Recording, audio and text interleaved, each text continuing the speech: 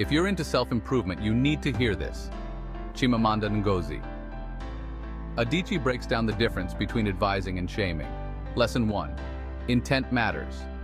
Advising aims to help, while shaming tries to belittle. When you advise, your goal is to support and uplift the person. Shaming, on the other hand, is about making someone feel inferior. For example, saying, "You can improve your time management by setting clear priorities," is advising. Saying, "You're always so disorganized," is shaming. Next, respect and dignity are key. When you advise, you treat the person with respect and maintain their dignity. Shaming strips away that respect and leaves the person feeling humiliated. Imagine telling someone, "I believe in your potential, let's work on this together," versus, "You're hopeless, you'll never get it right." Good advice keeps your dignity intact. Shaming, not so much. Advice should make you feel valued and understood, while shaming makes you feel worthless and misunderstood. For instance, constructive feedback like, "Your presentation could be stronger with more data," is helpful, whereas "Your presentation was a disaster" is shaming. Constructive versus destructive feedback. Advising builds you up. Constructive feedback is meant to help you grow and improve. Think of a mentor saying, "Let's refine your skills to make you even better," compared to, "You're just not cut out for this." Shaming tears you down. Destructive feedback, or shaming, only serves to break your spirit and confidence. For example, "You always mess things up," is destructive, while "Let's find a way to avoid this mistake in the future" is constructive. Focus on behavior, not the person. When advising, it's important to address specific behaviors rather than attacking the person's character. For instance, "You need to be more punctual" focuses on behavior, while "You're so lazy" attacks character. Advising addresses actions, shaming attacks character.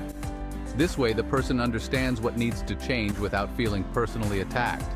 Saying, "Your report needs more detail" is advising, but "You're terrible at writing reports" is shaming. Empathy and understanding make all the difference. When you advise with empathy, you show that you care about the person's feelings and perspective. For example, "I understand this is challenging, but I believe you can do it," shows empathy.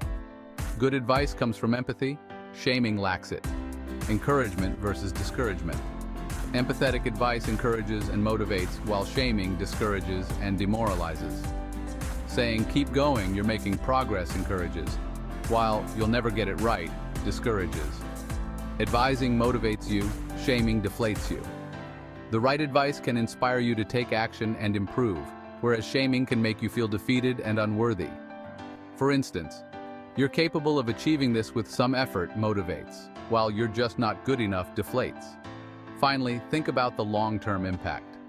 Advising builds trust and growth. Over time, good advice fosters a relationship of trust and encourages personal development. For example, "Let's work on this together for your future success" builds trust. Shaming leaves emotional scars. The negative effects of shaming can linger, causing long-term emotional damage. Saying, "You'll never amount to anything" can leave deep emotional scars. Remember, deliver feedback with care, empathy, and respect. Always consider the impact of your words and aim to uplift rather than tear down. For instance, "I appreciate your effort, let's improve this together" is respectful. Be an advisor, not a shamer. Strive to be someone who helps others grow and succeed. For example, "Your growth is important to me, let's work on this" shows support. Catch you next time for more self-improvement gems.